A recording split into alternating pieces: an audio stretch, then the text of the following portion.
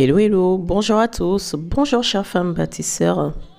Alors, Dieu nous a encore permis de voir cette journée de mercredi, hein. Je suis heureuse de vous avoir encore dans notre podcast aujourd'hui. Où nous parlons, nous faisons notre émission Tissons nos liens parents-enfants. Alors, je viens avec un cœur assez pensif ce matin parce que l'émission que je vais faire est quand même assez délicate. Aujourd'hui, nous parlerons du nombre de suicides des jeunes enfants, des adolescents qui ne cesse d'augmenter, qui va mais vraiment d'une marche très galopante, surtout en Europe et plus précisément en France. Voilà, aujourd'hui nous allons parler, décortiquer cet esprit de suicide qui s'empare de la jeunesse et qui veut les décimer à tout prix. Comment l'ennemi passe par des harcèlements scolaires, passe par des enfants aussi, tout aussi fragiles que d'autres, pour en détruire d'autres plus fragiles qu'eux.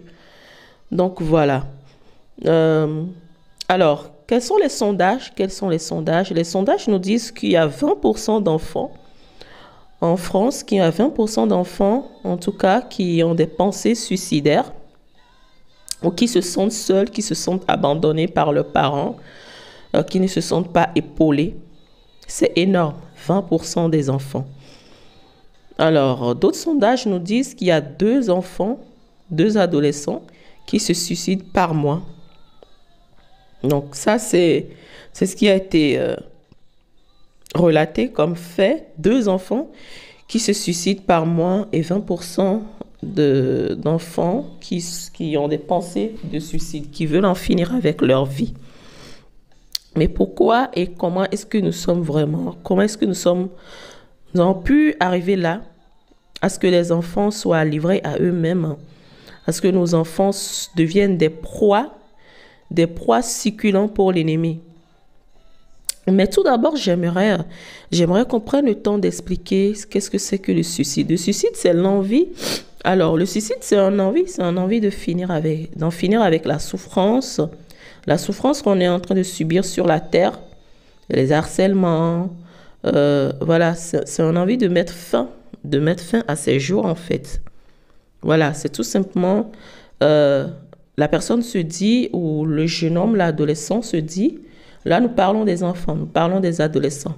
Il y a aussi des adultes qui se suicident, bien sûr, mais là nous faisons un point, un zoom en fait sur les enfants. Donc l'enfant peut se dire, j'ai le pouvoir en fait d'en finir avec cette souffrance en me suicidant. J'ai le pouvoir d'en finir avec ma vie en fait, d'en finir avec cette souffrance, d'en finir. Mais est-ce que c'est la meilleure solution? Est-ce que c'est vraiment la solution adaptée pour finir avec les souffrances? Moi, j'aimerais partager aussi très vite mon témoignage, hein, dans mon jeune enfant. Moi aussi, j'ai été mise à l'épreuve par cet esprit de suicide, où moi aussi, j'ai voulu me suicider quand j'étais plus jeune, quand j'étais plus enfant. Si je me rappelle, j'étais au collège, pareil, et j'avais toujours cette voix de pensée, cette pensée qui me disait, finis avec la souffrance, tu souffres trop sur la terre, finis avec ta souffrance et tout. Donc, c'est quelque chose que je connais très bien, la manière d'opérer de cet esprit. J'aimerais rappeler que c'est un esprit qui parle.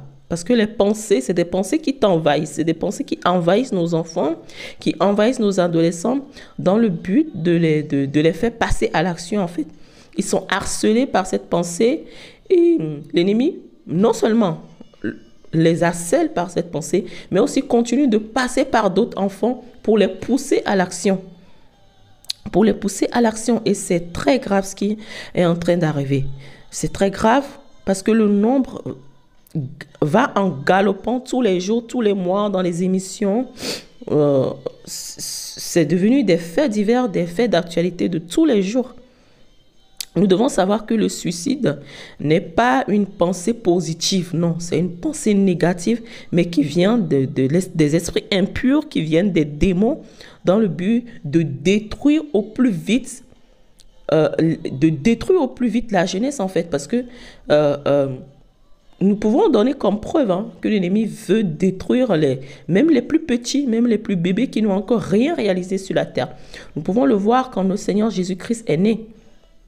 Jésus-Christ n'avait encore rien accompli, aucun miracle, il n'avait même pas encore parlé, il n'avait même pas encore marché, que l'ennemi a suscité une vague de morts où le roi Hérode a fait tuer tous les enfants de moins de 3 ans. À cette époque-là, parce que l'ennemi a vu l'étoile de cet enfant, il a vu la gloire de cet enfant et qui était destiné à être roi d'Israël. Jésus était destiné à être roi d'Israël, à délivrer le peuple de la souffrance, à délivrer le peuple des Romains, de la misère que tout le peuple subissait.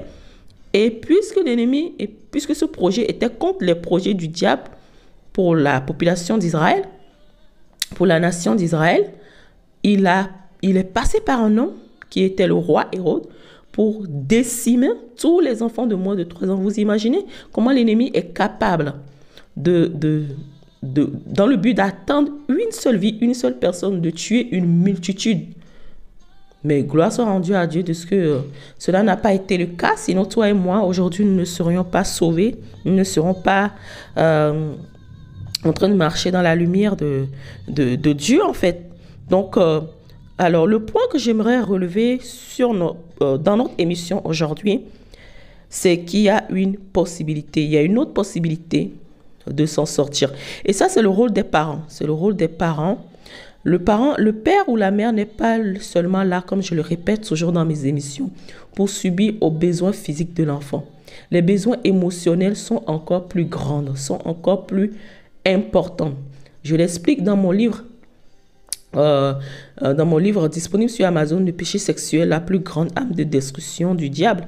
Là, je parle de la sexualité dans le livre, de la manière que l'ennemi passe par le sexe pour nous détruire, mais aussi la manière dont l'ennemi utilise l'adolescence, le libertinage pour détruire en fait nos enfants.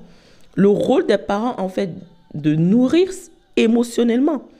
La nourriture n'est pas seulement d'aller dans des grands magasins pour vêtir et nourrir l'enfant physiquement, non. Nous avons un droit et Dieu nous demandera des comptes, vous et moi. Comment est-ce que nous avons été capables de nourrir émotionnellement nos enfants, de les nourrir d'amour, de les nourrir des paroles valorisantes, des temps de qualité et tout ce qui va prouver en fait en enfant que nous l'aimons, non seulement physiquement mais aussi émotionnellement. Ça, c'est le rôle des parents. C'est à nous les parents de dire à ces enfants-là qui subissent ce harcèlement qu'il y a une autre possibilité. Même si l'enfant ne nous parle pas de ses envies suicidaires, nous devons le dévancer en fait. Nous devons dévancer cet enfant et dire qu'il y a une autre possibilité. Le suicide n'est pas la possibilité. Il y a une autre possibilité d'en finir avec la souffrance, qui est de crier à Dieu, qui est de rentrer dans la prière avec l'enfant, de prier avec lui, afin que Dieu puisse arrêter cette souffrance et renverser même la situation. Renverser la situation. C'est-à-dire renverser la situation en faisant quoi? En réveillant peut-être les responsables des écoles, les responsables des groupes scolaires qui voient la situation mais qui sont d'une manière anesthésiés par l'ennemi pour ne pas réagir, pour laisser en fait le chaos s'accomplir.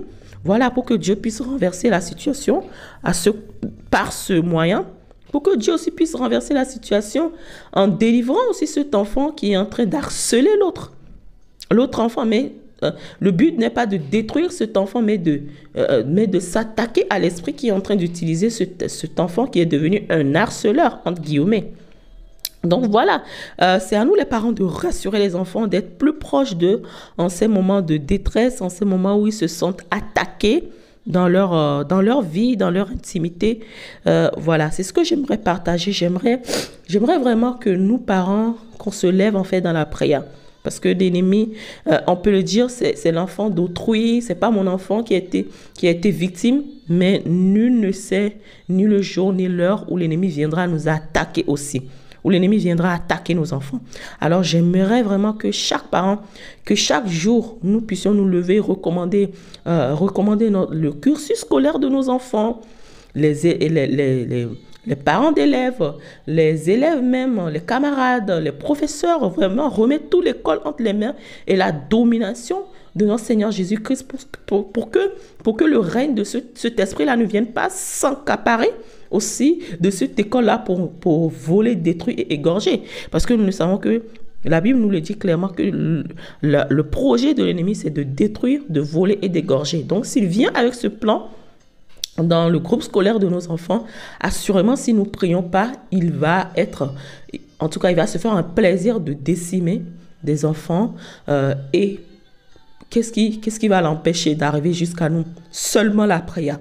Donc, j'aimerais vraiment qu'on prenne un petit temps de prière. Vraiment, nous voulons, Père de grâce, en tant que parents, recommander nos enfants, recommander les petits, recommander les adolescents, recommander les jeunes entre tes mains. Abba, Père, nous les couvrons du sang de l'agneau. Nous les couvrons du sang de Jésus. Que là où l'ennemi veut passer par l'harcèlement pour les pousser au suicide, pour avorter leur destinée, pour avorter leur vie, Père de grâce, nous remettons ces enfants en tes mains. Nous remettons leur école, leur cursus scolaire, les professeurs, les parents d'élèves, Père, ces enfants-là qui vont être aussi manipulés par l'ennemi pour être des harceleurs. Père, nous recommandons toutes choses en tes mains. Nous recommandons la vie de nos enfants, Père de grâce. Nous plaidons le sang de Jésus-Christ pour entourer, environner nos enfants, pour environner l'école de nos enfants. Que le feu du Saint-Esprit soit la gloire de Dieu qui environne l'école de nos enfants, qui environne les élèves, qui environne les petits-enfants. Père, que là où l'ennemi veut détruire, voler et égorger, mais toi, tu as dit que je suis venu afin que mes brebis aient la vie. La vie, c'est ce que tu veux que les enfants aient. La vie, c'est ce que tu veux que les familles, les foyers aient. Alors que cette vie-là soit imposée, que ton règne soit imposé, que ta volonté soit imposée, Père, dans les vies. Et que tous les projets de suicide que l'ennemi a encore prévu pour ce mois de juin, que tous les projets de mort que l'ennemi a encore prévus pour ce mois de juin, nous les paralysons au nom puissant de Jésus. Nous les paralysons au nom puissant de Jésus sur la vie de nos enfants, sur la vie des camarades de nos enfants, sur la vie de tous les jeunes, de tous les adolescents. Nous détruisons ces projets parce que tu nous as donné le pouvoir de détruire les œuvres du diable. Nous détruisons ces projets de paralysie. Nous frappons ces projets de paralysie au nom puissant de Jésus. Nous plaidons le sang de l'agneau qui veut la vie pour tout homme, que le sang qui a été versé pour la salut de tout homme, de nos enfants. Ah Seigneur, que ce sang parle, que ce sang détruit, que ce sang anéantisse les projets de l'ennemi et que tous les plans et les projets de nos adversaires, qu'ils tombent à l'eau, qu'ils soient voués à l'échec et à la confusion au nom puissant de notre Seigneur Jésus. Voilà, chères femmes, j'espère que vous avez été édifiés. Vraiment, je nous invite à partager ce podcast, à la liker. Vraiment, laissez vos commentaires si vous avez des témoignages, si vous avez quelque chose à partager avec nous. Mais vraiment, restons en prière en tant que parents. Soyons des sentinelles pour nos enfants, pour que l'ennemi ne puisse pas les détruire. Nous sommes les bergers de nos enfants. Nous sommes les premiers bergers terrestres de nos enfants. Alors, il est de notre devoir de les porter dans la prière, de les soutenir pour qu'ils deviennent des enfants épanouis pour une société épanouie de demain. Voilà, que Dieu vous bénisse. Je vous laisse sur ce point de réflexion, sur ce point aussi de prière. Et voilà, que Dieu vous bénisse. À bientôt, chères femmes.